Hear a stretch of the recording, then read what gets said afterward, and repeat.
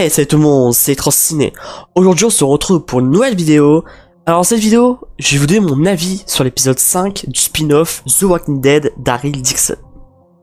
Attention, cette vidéo sera 100% spoiler. Donc, si vous n'avez pas vu l'épisode 4 du spin-off, ne regardez pas la suite de la vidéo.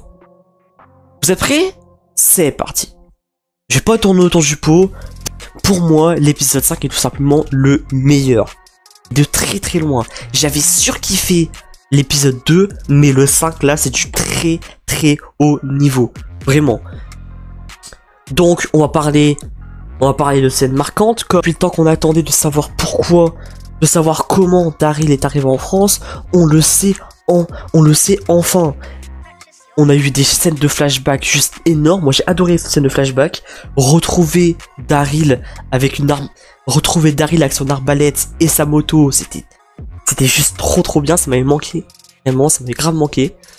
Et le truc qui est intéressant dans cette scène, c'est que la personne qui est là, si vous me rappelez bien, c'est le scientifique qu'on avait vu à l'épisode 2, je crois.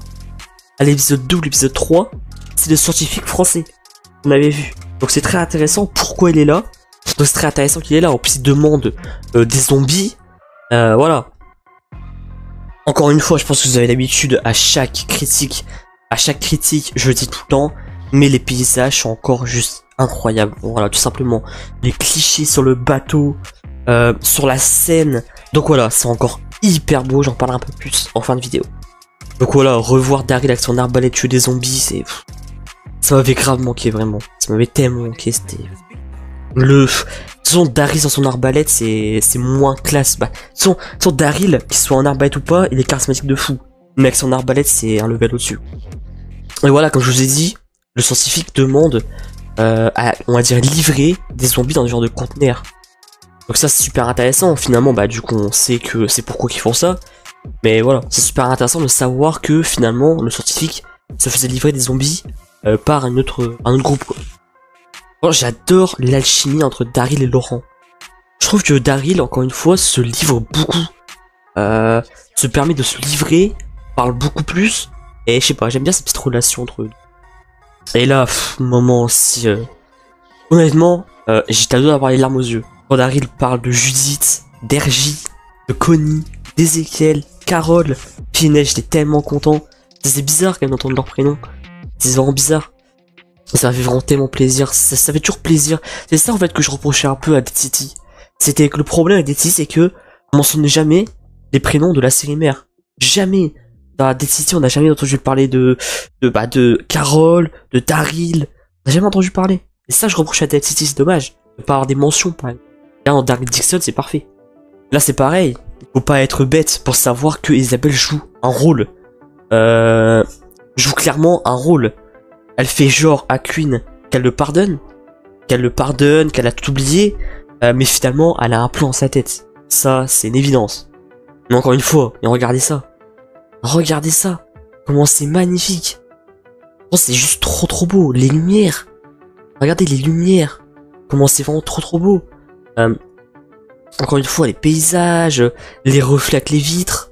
Visuellement, c'est masterclass simplement. Voilà, pour terminer avec Queen et Isabelle, encore une fois, pour moi, c'est clairement un rôle qu'elle joue, hein, simplement. Je vois mal Isabelle pardonner à Queen, parce que quand même, Queen a trompé Isabelle pour sa sœur, et a eu un enfant avec. Donc voilà, impossible qu'elle la pardonne, donc, pour moi, c'est clairement c'est clairement un jeu, c'est clairement un rôle. C'est la scène la plus importante de l'épisode. Je vais vous faire un petit aparté, je vais essayer que la vidéo dure pas longtemps. J'ai toujours ça, ma vidéo elle dure toujours 10 ans. Mais j'ai trop de choses à dire, c'est chiant. J'arrive pas à... Voilà, je vais essayer d'accélérer maintenant. Mais la scène de la radio. Enfin, on entend la voix de Carole. Ça m'a manqué quand j'ai entendu la voix de Carole, j'étais tellement content. C'était trop... les émotions qui sont montées. C'était trop beau, quoi. C'était vraiment trop beau d'entendre sa voix. Ça faisait tellement plaisir. Et là, la chose la plus intrigante, qui est revenu? Who came back? Qui est revenu? Parce que Carole dit bien est revenu, mais la radio, voilà, elle a des problèmes et du coup on entend rien. Mes suppositions à moi, il n'y a pas 36 000 solutions pour moi. Pour moi, soit c'est Ricky Michonne, soit c'est Morgan. Il Il y a des gens qui disent Dwight et Sherry, ça m'étonnerait. Je pense pas que Carol dirait ça à Daryl. Dwight et Sherry, c'est pas... Voilà, c'est pas des personnages hyper importants, donc... Pour moi, c'est entre Rick, Michonne ou Morgan. Mais, finalement, en fait, en repensant, au début, j'étais sûr à 100% que c'était Rick, Michonne. Mais, je sais pas. Peut-être Morgan, en fait, je sais pas, parce que on a l'impression que Carol dit... en fait, on entend un petit hic. Hic est revenu. Comme Rick, en fait. Je sais pas. Il y a trop de théories à faire. Peut-être que je ferai une vidéo théorie si on n'a pas la réponse dans l'épisode 6. Dans le final, je ferai peut-être une vidéo théorie. Pour qu'on théorise un peu et qu'on débatte en commentaire.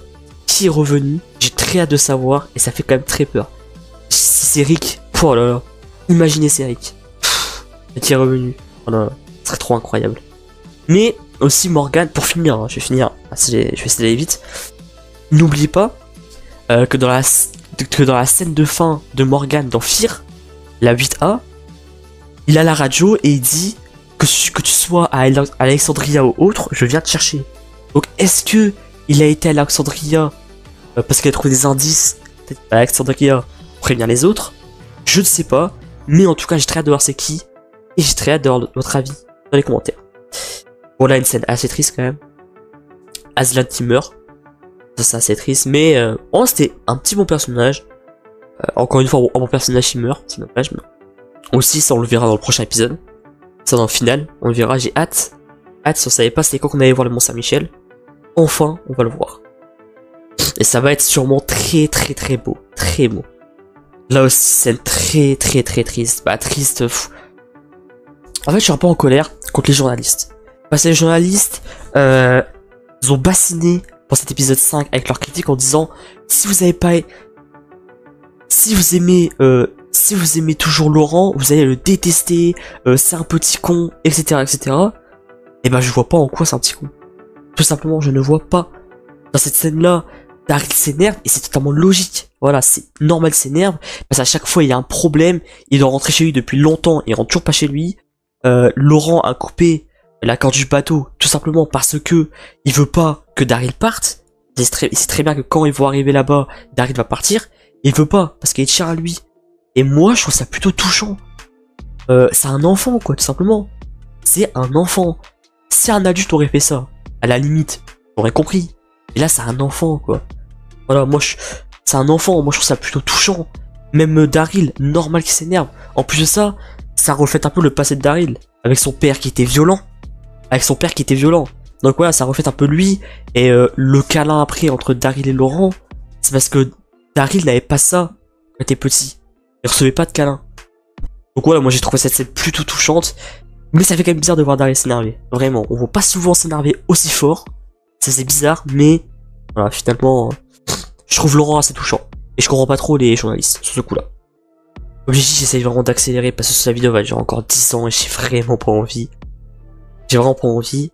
Donc, et enfin on voit le bateau. Le fameux bateau qu'on avait vu à l'épisode 1. Le grand bateau en disant qu'un certain Daryl Dixon avait fait la bagaille dedans. Enfin on le voit. Et franchement, cette scène-là, je vais en parler, hein, cette scène-là maintenant. Cette scène-là, vraiment, j'ai adoré. Franchement, la scène, quand elles sont enfermées, quand le mec, il vole la veste de Daryl, c'est simple.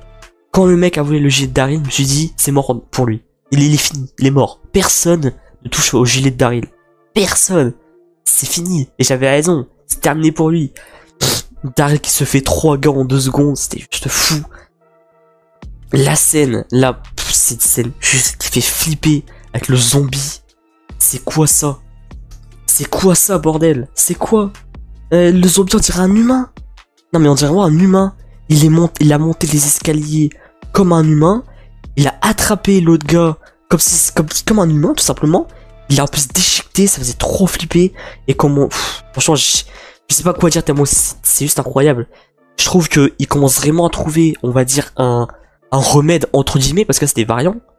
Là c'était variant, là du coup c'était un variant. Mais je trouve vraiment qu'il commence à trouver un remède. On avait déjà les zombies qu'on avait vu en fin de saison, en fin de The Walking Dead, la série mère, avec les zombies qui grimpent les murs. Mais là c'est un level largement au-dessus. On a eu les zombies avec de l'acide qui brûle. Et maintenant, il y a des zombies quasiment humains. Parce que pour moi, c'est quasiment humain, là. C'est bien. Donc je sais pas ce qu'il y a dans ce qui s'injecte, mais c'est... Wow. Voilà, quoi. C'est un truc de fou. Donc j'ai très hâte, j'espère qu'à l'épisode 6, on va en parler un peu de ces zombies-là. Parce que c'est très, très intriguant. On arrive quasiment à la fin de l'épisode. Je voulais vous parler du discours de Jeanette. Je suis désolé, hein. Je vais dire peut-être un truc un peu violent. Mais ça vous fait rien rappeler? Vraiment? Le discours avec l'hymne national, avec les drapeaux et tout, ça vous fait rien rappeler? Ça commence par un H. Au dernier épisode de Cassos, ça commence par un H. Je vais pas dire le mot entier. Ça commence par un H, mais c'est totalement ça. En fait, elle veut créer une secte, tout simplement. Elle veut créer une secte. Elle veut dominer le monde, en fait. Elle veut simplement dominer le monde, et Jeanette, pour moi, c'est clairement une menace. Voilà. Pour moi, c'est une grande menace.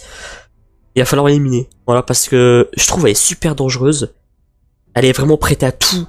Elle est vraiment prête à tout pour survivre, et ça fait extrêmement peur. J'espère qu'on va en finir avec elle dans l'épisode final. Mais Daryl, quand même, il est toujours aussi badass. Hein. Même la scène où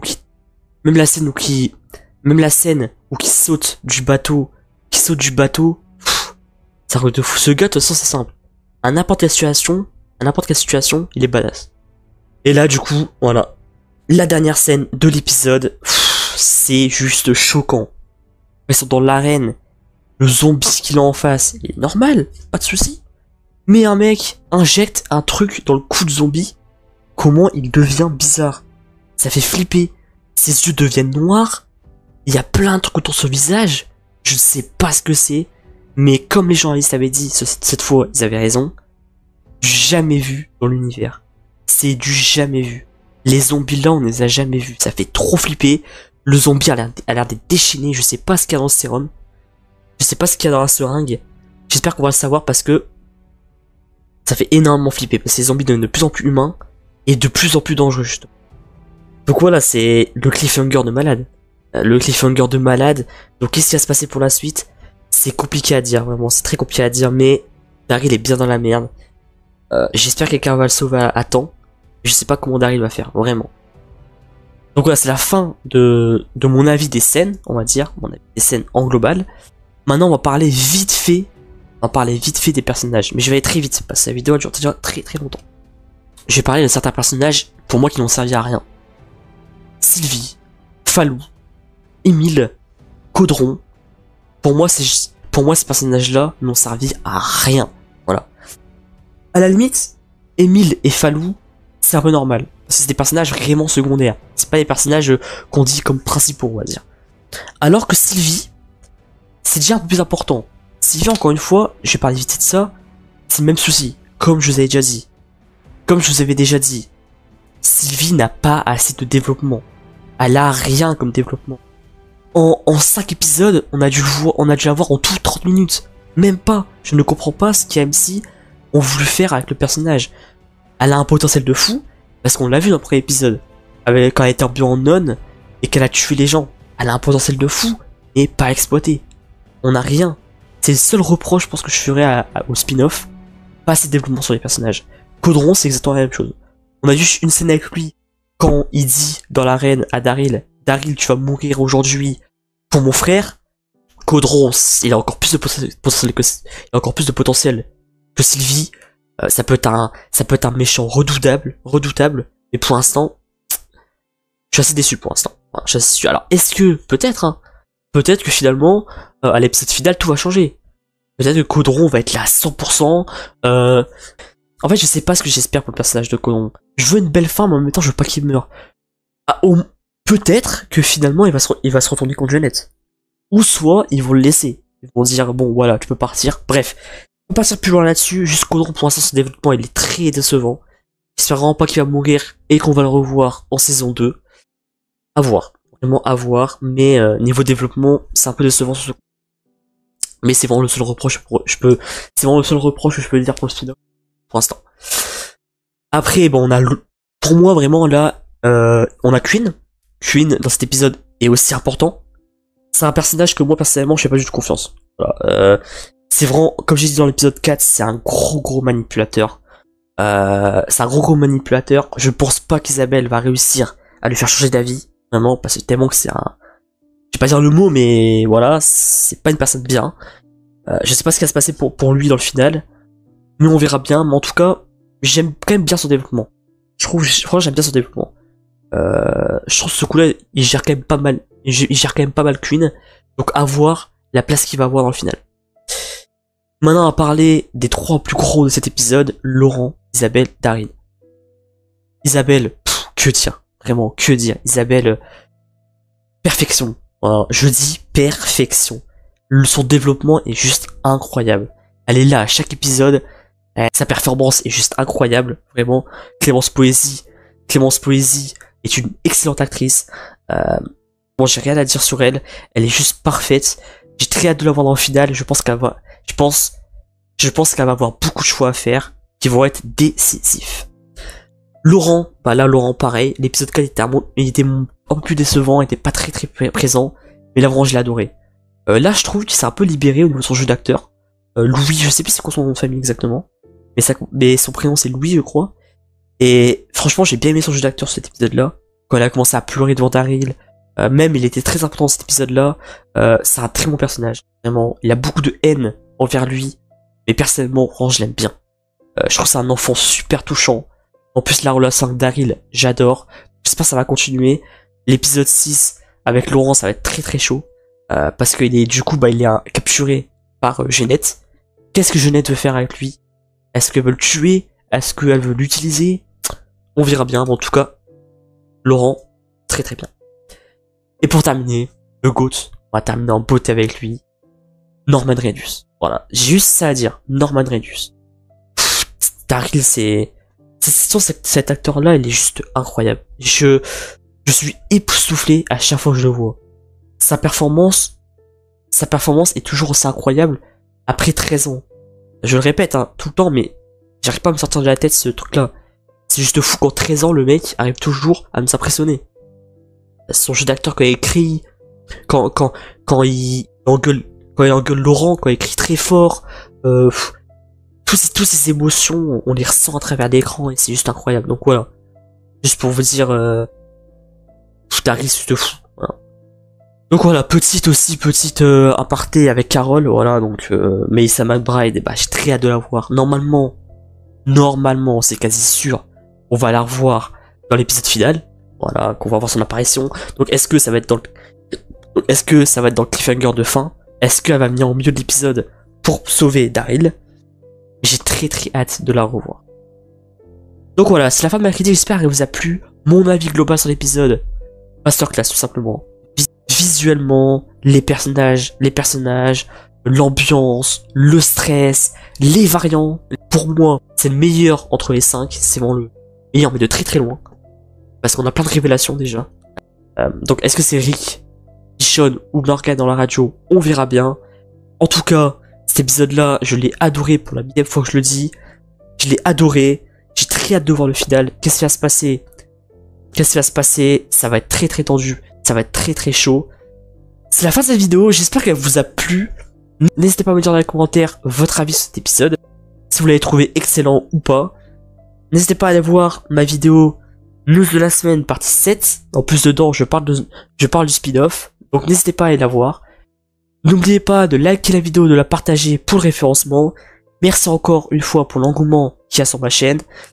Surtout abonnez-vous et activez la cloche de notification pour ne rien rater de mes prochaines vidéos. Stay trop stylé, portez-vous bien, ciao ciao.